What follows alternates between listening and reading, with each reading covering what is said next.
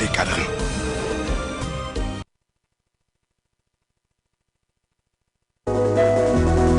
Toxic FM, la station qui marche partout avec vous. Si vous êtes sur le web, tapez le www.radiotoxicfm.com.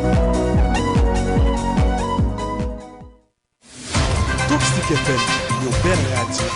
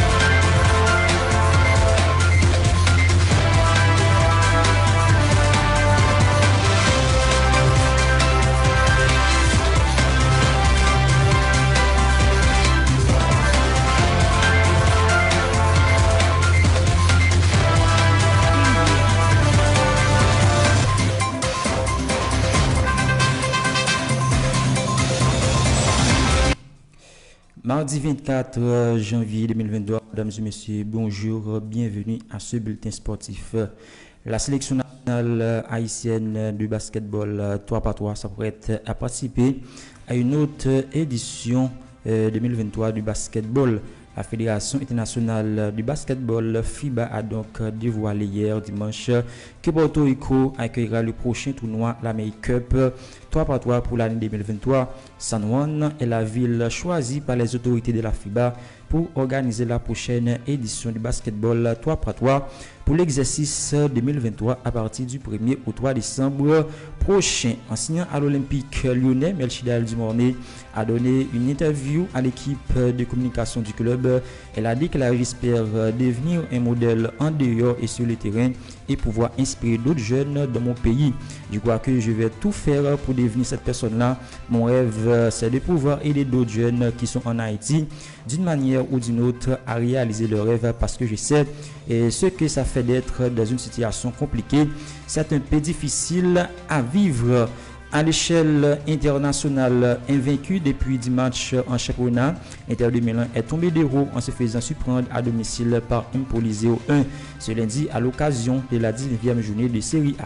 Réduit à 1-10 après l'expulsion de Milan Skriniar 40e, averti à deux reprises, les hommes de Simone Inzaghi se sont inclinés sur un but de Balzandi 66e et manquent l'occasion de doubler le Milan AC. Il occupe la 3e place du classement. Après ce réveil, parallèlement, le Milan AC joue ce soir contre la Lazio de Rome à 2h45. En Angleterre, battu et tour à tour par Arsenal dans le derby 0-2, puis Manchester City de 4. Tottenham est reparti de l'avant en s'imposant sur le terrain de Fulham 0-1.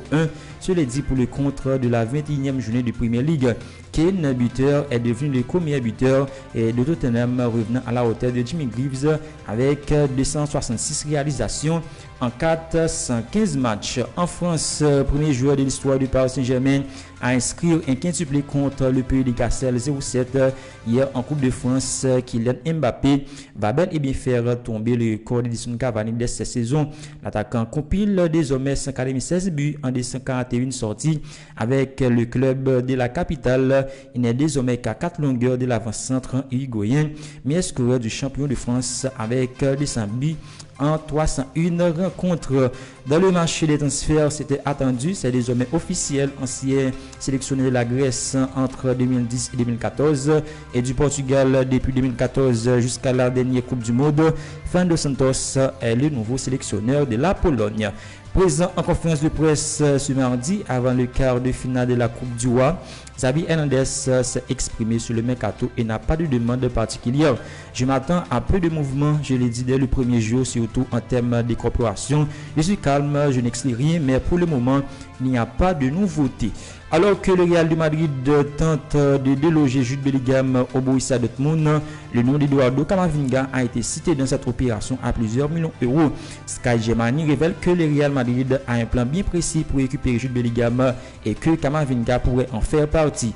Le média allemand précise que les Merengues veulent faire baisser le prix du milieu de Dortmund à 100 millions d'euros tout en incluant un joueur qui serait donc le français.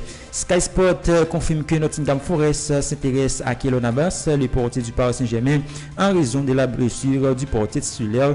Nous voulons parler de Dean Henderson. Marcelo Bielsa est encore loin d'Everton alors que l'Antonien argentin est annoncé par la presse britannique comme la priorité absolue des Toffees pour remplacer Frank Lampard limogé lundi.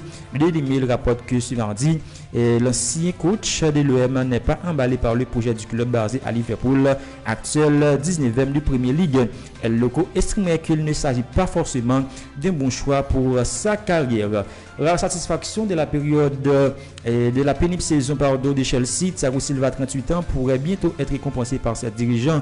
Selon les Daily Mail, le défenseur central brésilien en fin de contrat en juin prochain va recevoir une offre de prolongation. En basketball NBA, les résultats de la nuit, Milwaukee Bucks a surclassé les Detroit Pistons de 150-130 avec un double-double de Giannis Antetokounmpo, 29 points et 12 rebonds. Orlando Magic a battu le Boston Celtics 113-98. Victoire de Houston Rockets sur les Minnesota Timberwolves 119-114. Chicago Bulls a eu raison de Atlanta Hawks 111-100. Utah Jazz s'impose contre le Charlotte Hornets 120-102. Portland Trail Blazers a éliminé les San Antonio Spurs 57-127.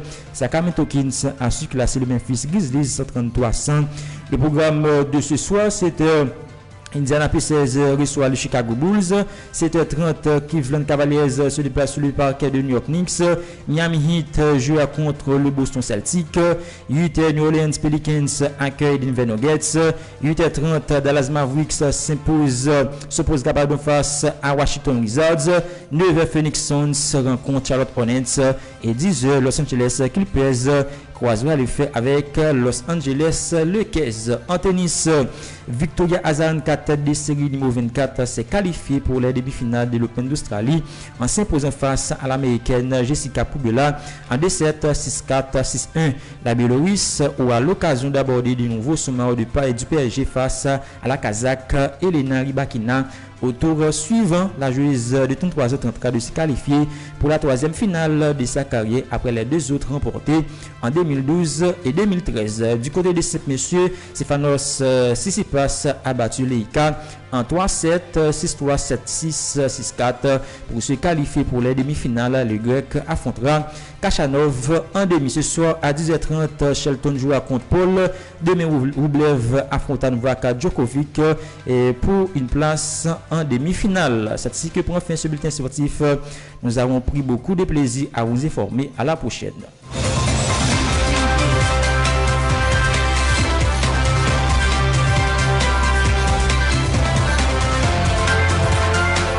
Vous avez suivi un bulletin d'information de la radio Toxic FM. Notre mission consiste à informer l'auditoire de manière objective et équitable. Pas de panique, c'est Radio Toxique depuis Port-de-Paix.